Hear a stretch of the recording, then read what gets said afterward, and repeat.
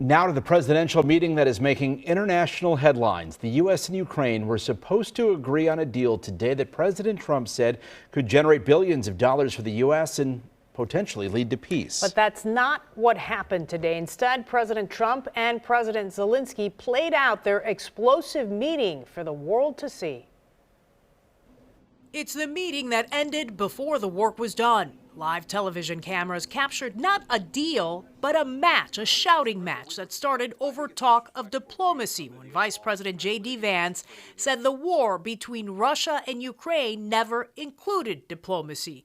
That led President Zelensky to offer a timeline of how he tried that with Putin and nothing worked. He broken this ceasefire. He killed our people and he didn't exchange prisoners. We signed the exchange of prisoners, but he didn't do it.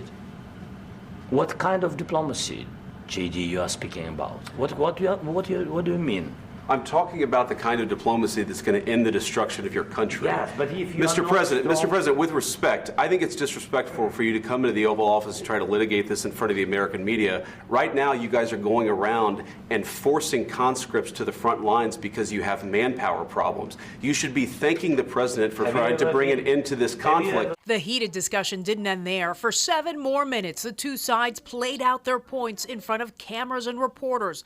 Zelensky pointing out that distance has kept the U.S. from feeling what's happening in that region. But you will feel it in the future. God bless. You don't know that. God bless. God bless. You will not have a war. Don't tell us what we're going to feel.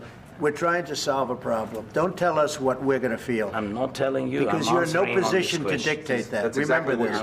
You're in no position to dictate what we're going to feel. We're going to feel very good. You will feel influence. We're going to feel very good and very strong. You will feel influence. You're right now not in a very good position. You've allowed yourself to be in a very bad position, and he happens to be right about it. From the very beginning of the war. You're not in a good position. You don't have the cards right now.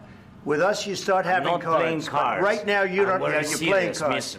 You're playing cards. You're gambling with the lives of millions of people. You're gambling with World War III. You're gambling with World War III. But you see, I think it's good for the American people to see what's going on over there. I think it's very important. That's why I kept this going so long. You have to be thankful. You don't have the cards. You're buried there.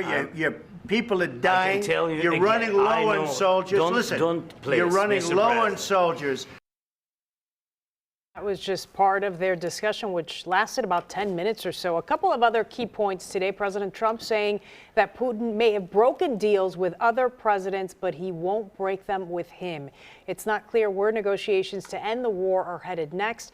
On social media, President Trump did say it is clear to him that Zelensky is not ready for peace if America is involved. And stay with WGN for continuing coverage on these developments at the White House and the latest on the relations between the U.S. and Ukraine. You can actually watch that entire exchange, which, as I mentioned, lasted about 10 minutes or so on our website, WGNTV.com, and on the WGN News app.